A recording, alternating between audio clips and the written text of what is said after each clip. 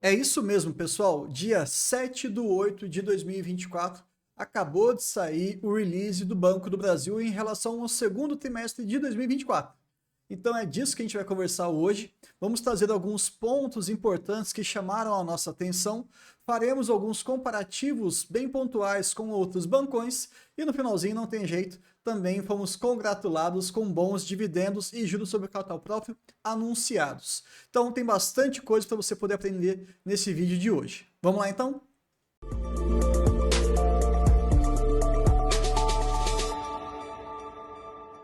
Então, seguindo aqui a nossa regra, né? Tá aqui a capa, o símbolo do banco e a data de hoje. A gente vai tentar trazer para vocês alguns insights interessantes para que a gente não fique apenas naquela leitura de slides. Então fica tranquilo, se você perceber algum tipo de planilha, de tabela muito grande, a gente não vai ficar lendo linha por linha, a gente vai sempre tentar entender o porquê e qual que é aquela relevância em relação àquele dado em específico. Também vamos trazer algumas pequenas traduções que são fundamentais para que você não se perca nessa sopinha de letras.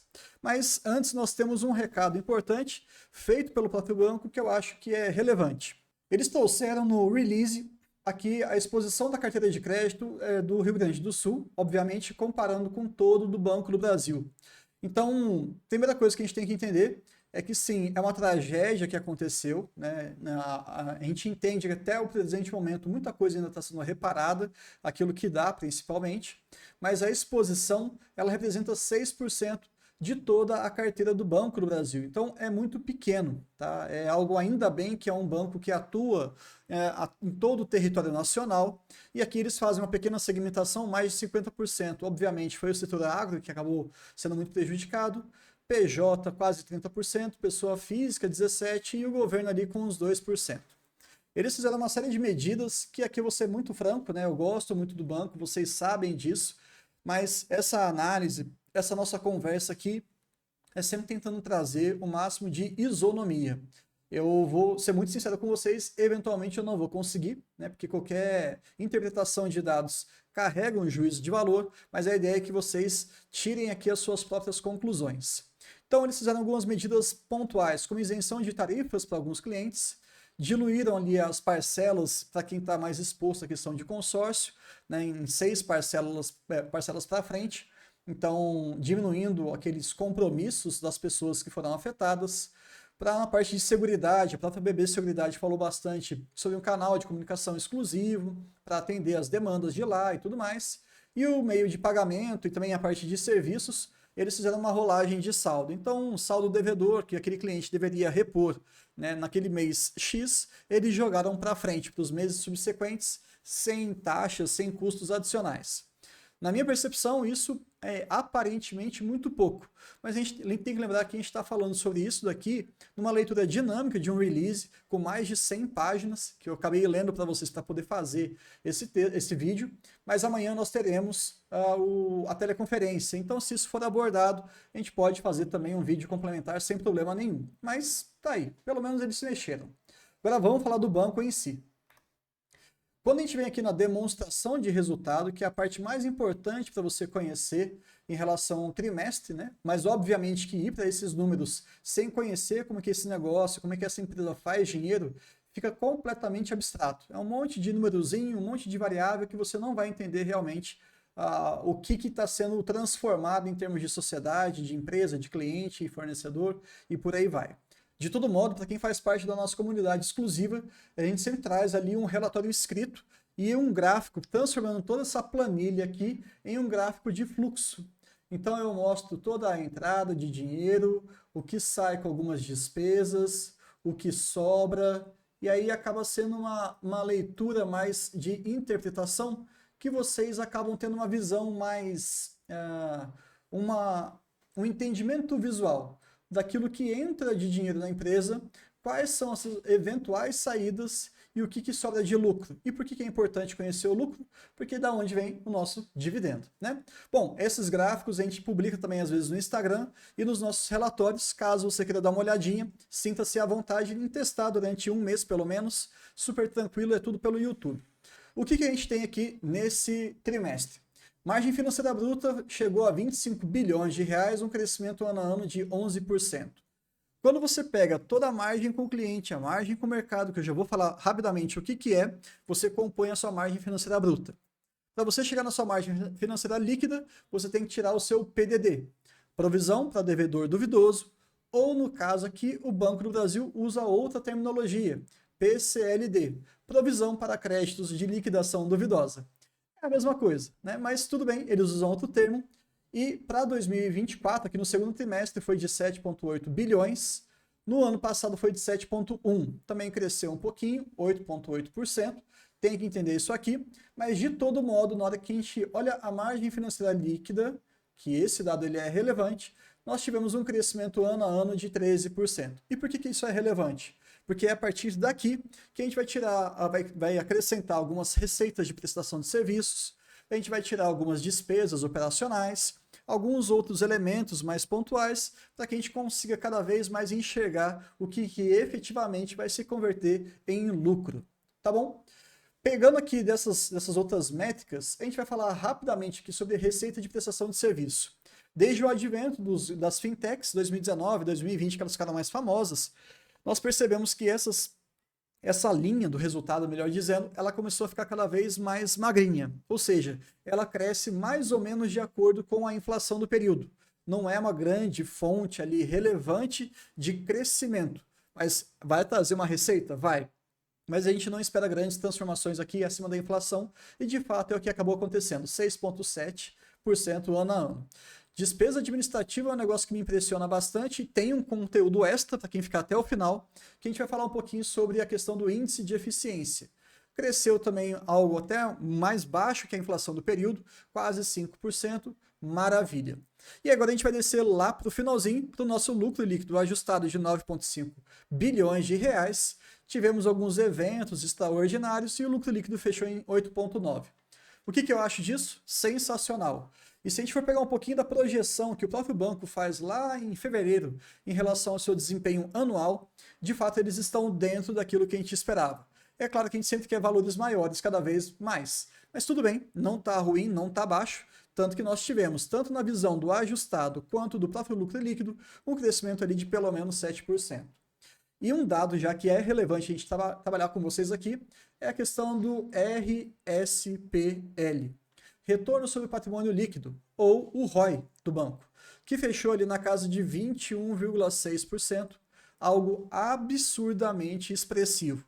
E já fica como provocação para você, se você não investe em Banco do Brasil, não tem problema nenhum, e se você investe, faça um comparativo dos bancões pegando algumas métricas. E se você quiser esse tipo de conteúdo que a gente faça apenas uma comparação trimestral, deixa aqui nos comentários dos vídeos, desse vídeo principalmente, que a gente pode fazer para vocês. Tudo bem? Mas saiba que esse valor acima de 20% é sensacional e continua crescendo. A passos mais lentos, mas está crescendo. Lembra que eu estava falando da margem financeira bruta? Pois bem, ela tem dois principais componentes, a margem com o cliente e a margem com o mercado. Basicamente são duas vertentes ali que você consegue ter uma receita muito forte para o banco. E um aspecto que é relevante comentar aqui. Geralmente a margem com o cliente ela vai ser maior em qualquer resultado de banco, tá? Geralmente é assim. Quando você for olhar a margem com o mercado, você vai perceber que dependendo da instituição que você está falando, essa margem com o mercado ela pode ser uma detratora. Sim, dependendo da forma como o banco vai lidar com essas questões com o mercado, ele pode ter um prejuízo. Não é algo que a gente gosta muito, obviamente, mas pode acontecer. E também ele pode variar demais. Olha só, lá no terceiro trimestre de 2022, a margem com o mercado, essa receita, foi por volta de 639 milhões de reais. Tudo bem, vamos esquecer os outros valores, tá? Mas olha como que cresceu, pegando aqui o segundo trimestre de 24. A gente está falando de algo 9 vezes maior, aproximadamente.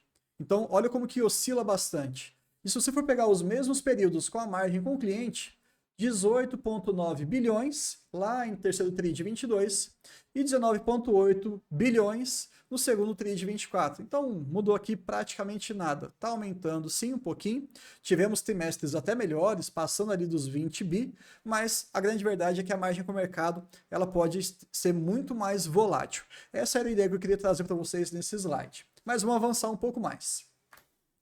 Quando a gente fala de banco, necessariamente a gente está falando de pegar dinheiro de um lado, dos seus credores, e entregar esse dinheiro para os seus devedores. Obviamente, buscando ali uma diferença de taxas de juros para que você consiga rentabilizar, você enquanto banco.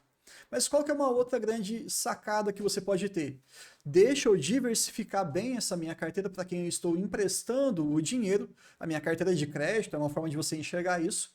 Porque se tiver muito exposto a PJ e a gente tiver algum problema econômico, provavelmente eles vão sofrer bastante. Se tiver algum grande problema climático no Brasil inteiro, isso não vai acontecer, tá? De maneira sistêmica, até porque ele tem dimensões continentais. Difícil ter uma crise no agro como um todo, mas é só para a gente entender. Então, se vem alguma crise muito forte, isso vai afetar o agro. E também a pessoa física, né, ela está exposta a todas as variações possíveis. Também é importante você estar exposto, porque é uma fonte de rentabilidade, mas também não fique tanto assim. Então, o que a gente acha interessante nesse mix que o banco faz muito bem? Ele deixa mais ou menos proporcional aqui. 375, 321 e 421. Isso aqui eu estou falando de bilhões. Então, o nosso primeiro dado que chama atenção, né, acho que a gente vai verificar isso também no Banco Itaú, basicamente, já que aqui nós estamos falando de bilhões, então 1.000 bilhões é 1 trilhão. Sim, a carteira de crédito ampliada do Banco do Brasil é de 1,1 trilhão de reais. É muito grande. E ela está bem diversificada. Não está exatamente 33% para cada uma dessas vertentes, mas ela está bem ajustada. E lembrando aqui, pessoa física, a gente vai ver um pouquinho mais para frente, tem um índice de inadimplência geralmente mais alto, só que ele também vai ter ali uma rentabilidade um pouquinho mais alta. Então, está exposto com certo controle. O agro ele já é um pouquinho mais neutro em relação a essas variáveis, mas geralmente a gente tem aqui uma inadimplência baixa, e na pessoa jurídica também os dois são relativamente controlados, não tem nenhuma disparidade muito gritante, e a rentabilidade também não é aquela Brastemp, mas ela é uma importante fonte sim. De modo que o consolidado aqui ele é muito interessante. Tá bom? Um outro ponto que também que eu esqueci de comentar com vocês é a taxa de crescimento. Crescimento dos últimos 12 meses, olha como tem crescido numa velocidade interessante. Pegando ali junho de 2023, nos últimos 12 meses, ou seja, de junho de 23 até aproximadamente julho de 22, cresceu 13%. E aí você vai usando esse mesmo racional, chegando aqui em junho de 24, voltando no tempo até julho de 23, eles cresceram 13%. É um crescimento expressivo e com uma certa cadência. Você percebe que isso aqui é um comportamento natural, acima de 10%. Queremos ver isso, até porque, lembrem-se, as carteiras, a nossa rentabilidade final, nosso retorno final, ele tem que associar qualidade e quantidade. Aqui a gente está vendo basicamente quantidade, a taxa de crescimento, e uma certa percepção de qualidade. Mas dá para a gente explorar isso um pouco mais. Quando eu falo de qualidade de carteira de crédito, eu estou falando da questão do risco, nível de risco. E aqui eu vou tentar trazer um pouco mais, que eu até citei no vídeo de Bradesco. Se você não viu ainda, entra aqui nos nossos vídeos. O vídeo de Bradesco está aberto para todo mundo e está bem interessante. Quando você empresta para uma pessoa, estou aqui simplificando, tá? Uma empresa, uma pessoa, enfim, que ela tem um nível AA. O que isso significa? Historicamente, de acordo com algumas metodologias do Banco Central, isso significa que a pessoa ela vai te pagar com certeza tudo aquilo que ela está te devendo. Então o risco ele é o mínimo possível e por uma exigência você tem que fazer um provisionamento. Lembra do PCLD? A provisão de crédito para liquidação duvidosa? Então, você não precisa provisionar nada. Se você emprestou R$100, essa pessoa vai te pagar os R$100 mais aqueles juros do banco. Você não precisa ficar se preocupando em levar um calote, porque a probabilidade ela tende a zero. Tudo bem. Quanto mais baixo for a classificação, não tem jeito, A, B, C, D e por aí vai, você chega até o H, que é o último nível, e aí aqui também por uma questão de norma, você tem que provisionar 100%. Ou seja, eu vou emprestar para esse cara? Vou. Vou cobrar uma taxa de juros elevada? Vou. Posso levar um calote? É a maior probabilidade. Isso faz parte do negócio, tá? A rentabilidade, geralmente, ela tem que ser um mix de tipos diferentes de risco. Não tem jeito. Mas aí aqui, se eu emprestei 100 reais, eu vou ter que deixar 100 reais provisionado aqui na minha PCLD para esse perfil. Bruno, o que você diria então que seria uma carteira com uma qualidade bacana? A partir de qual dessas letras? C para cima. Então, C, B, A e duplo A, ok? E eles fazem essa separação, é interessante.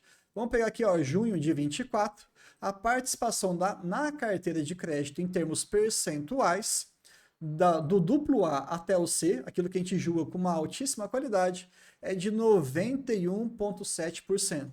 Maravilha, era isso que eu queria ver mesmo. Né? Uma grande porcentagem de credores, ou melhor dizendo, devedores do banco, né? Com um nível de qualidade elevado. Então, ótimo. E para os níveis D e H, nós temos ali 8,3%. Verdade seja dita, ano passado nós tínhamos 92,2% com esses clientes com maior qualidade. Hoje está 91,7%. Não está ruim, né? Acima de 90% é algo que a gente entende como bem interessante. E para exemplificar isso aqui, olha como já está tudo descrito na planilha. Pegando o duplo A, para o ano de 23, o saldo foi de 583. Quanto que eles provisionaram? 0%. É isso aí que eu tinha falado. E olha o nível H, eles estão ali com um saldo de 36 mil. Milhões, tem que saber qual que é aqui, né? Deve ser bilhões a unidade, mas eles provisionaram exatamente 100% do valor. Tem um saldo de 36 e eles provisionaram 36, e nesse intervalo aqui você tem uma gradação indo de 0, 10, 15, 20, por aí, tem todos os números estratificados. Tá bom? Bom, isso aí era um dos conteúdos extras que a gente queria trazer para vocês. Vamos agora falar um pouquinho sobre o spread. O spread, basicamente, em linhas gerais, você pode entender de maneira bem simbólica que é a diferença entre a taxa que você está emprestando dinheiro e a taxa que você está pegando dinheiro emprestado. Sabe quando você vai lá num bancão e deixa o seu dinheiro rendendo no CDB? Pois bem, o banco pega aquela grana e aí ele vai fazer uma gestão daquilo lá para entregar para os seus devedores. Ele vai fazer empréstimos, de maneira bem grosseira aqui. E ele vai cobrar um valor mais caro do que ele está te remunerando. Basicamente é isso. E não tem jeito, né? Como a gente já tinha falado, o spread com a pessoa física, ele tende a ser maior, então você tem uma rentabilidade maior e também você tem aqui uma inadimplência, um risco maior. Super normal, mas interessante aqui que olhar nos outros segmentos, que é a própria linha de crédito, pessoas jurídicas e agronegócio, bem menores, mas ainda assim uma fonte importante de rentabilidade. E aqui um ponto de atenção, já que a gente está falando bastante de crédito, a gente tem que falar de inadimplência acima de 90 dias, né? Não tem jeito. Olha o sistema financeiro natural. Eu adoro essa informação que o Banco do Brasil traz para a gente, porque a gente consegue entender como é que está o Banco do Brasil em relação à média do nosso mercado nacional. Lá em junho de 2023, eu estava super confortável porque a inadimplência do Brasil estava girando em torno de 3,5%. E a inadimplência do Banco do Brasil em específico estava 2,73%. O que tem acontecido de lá para cá? A inadimplência dos outros players, né, dos outros bancões, dos outros bancos, na verdade, e instituições financeiras do Brasil tem caído, porém a nossa inadimplência do Banco do Brasil está subindo, gradualmente, a passos bem lentos, e ainda continua abaixo, tá? Continua abaixo, maravilha, mas está subindo. Então, temos que entender isso com um pouco mais de calma. É um ponto de atenção, é uma luz amarela, não é luz vermelha ainda, mas fiquem de olho nisso. Quer ver como que é bacana você aprender por comparação? A gente trouxe aqui uma pequena palhinha do vídeo que a gente quer fazer, mas a gente precisa do seu comentário aqui, fazendo as comparações com os bancões. O Itaú fechou um índice de inadimplência acima de 90 dias em 2,7%. Então está melhor do que o Banco do Brasil e está também melhor do que o Sistema Financeiro Nacional. Bradesco e Santander, o Santander está bem na risca, né? Ele está exatamente igual à nossa média nacional. E o nosso Bradescão, ou Bradesquim, depende da sua forma de enxergar, está ali com índice de inadimplência total de 4,3%. Ele é o pior dos nossos 4 bancões. E o melhor é o Itaú, segundo lugar o Banco do Brasil e em terceiro Santander. É legal você olhar isso aí, porque todos eles têm suas diferentes estratégias e composições da sua carteira de crédito, política de concessão de crédito, enfim, uma série de valores que você consegue fazer alguma comparação, ainda que não completa, mas já te ajuda, olhando a inadimplência acima de 90 dias. Bom, é isso. Vamos avançar um pouco mais para entender em relação àquele índice de eficiência que eu falo tanto com vocês quando a gente conversa sobre bancos. Aqui, olhando as despesas administrativas, né? Então, só para a gente lembrar, índice de eficiência, que é o primeiro marcador aqui que nós temos, sempre leiam as letras miúdas, tá? Vocês aprendem pra caramba. Índice de eficiência é a despesa administrativa dividido pela receita operacional. Ou seja, veio uma receita de R$100, quantos reais eu tenho que gastar com a minha despesa administrativa? Atualmente, no segundo trimestre de 24, tem que gastar de cada R$100 de receita, você deixa R$25,50 para pagar essas contas. É sensacional. E deixa como provocação, por que eu estou falando com tanta segurança que é algo sensacional? Vou deixar como provocação, sabe aquela comparação que a gente acabou de fazer com o índice de inadimplência? Compare com os outros bancões. Você vai ficar um pouco assustado. Principalmente se você for comparar com o pior dos 4, que atualmente tem sido o Bradesco, e na hora que você olha ali em relação ao Banco do Brasil é algo gritante. Acho que um bom norte para a gente seria algo próximo do Itaú, e aí perceber também o Santander aonde que ele está se posicionando. Se ele está caminhando para melhorar, se ele ainda não está, enfim.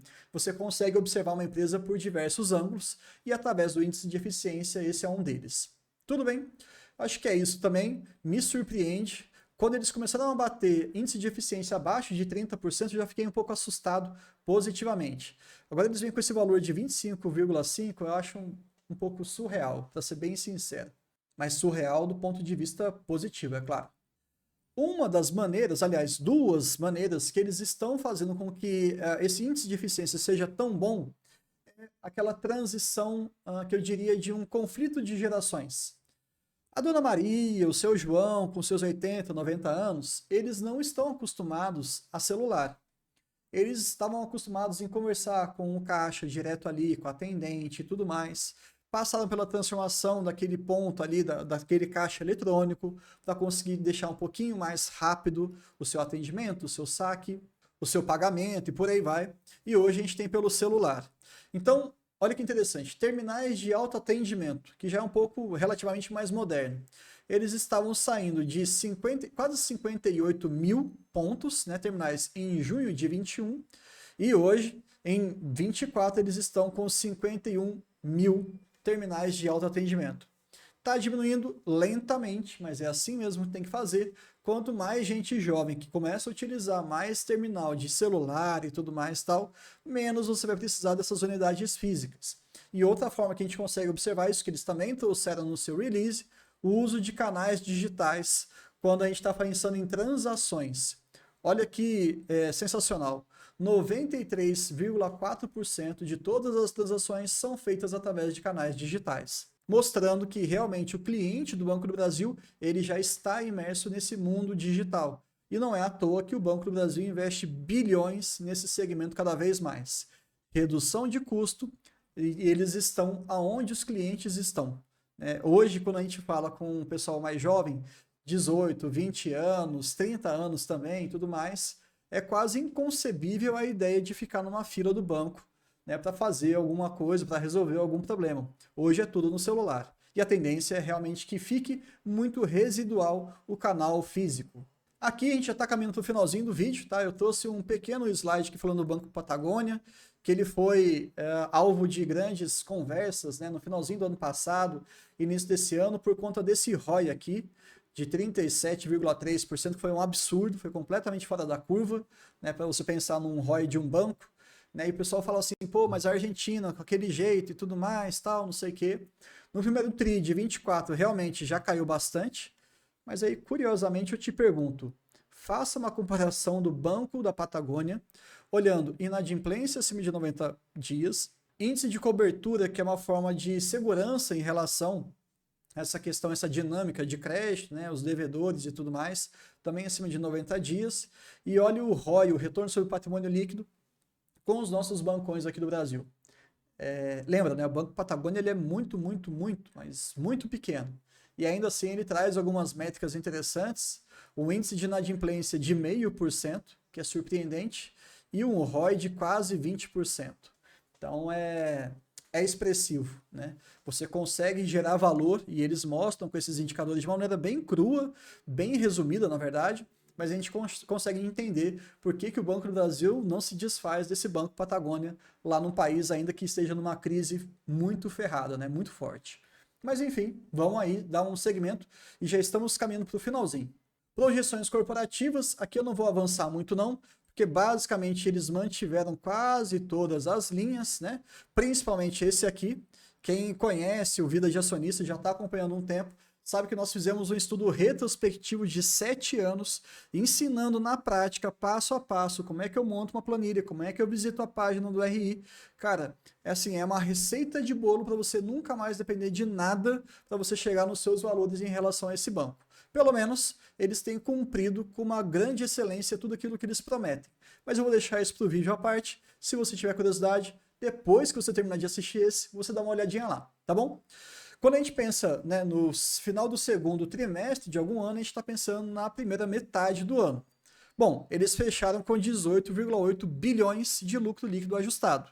Multiplicando por 2, matemática avançada aqui, 37,6. Ou seja, eles já estariam dentro daquilo que eles tinham prometido. Porque eles prometeram no mínimo 37, então se eles fizerem exatamente o que aconteceu no primeiro semestre e colocarem isso no segundo, já terão batido isso aqui. Um outro ponto que eu queria trazer para vocês é que eles estão aumentando a PCLD, ou seja, aquele provisionamento, lembra?